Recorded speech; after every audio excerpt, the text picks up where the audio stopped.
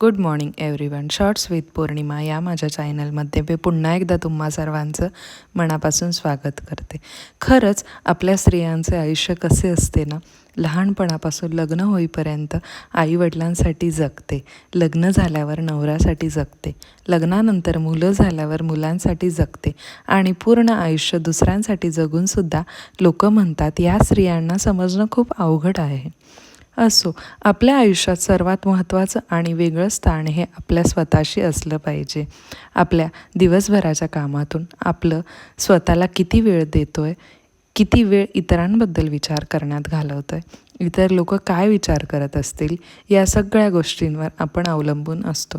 आपल्या सर्वांचे जीवन खूप बिझी आहे, पण त्यातून आपण स्वतःसाठी वेळ काढायला हवा. आपण स्वतःवर प्रेम केले पाहिजे.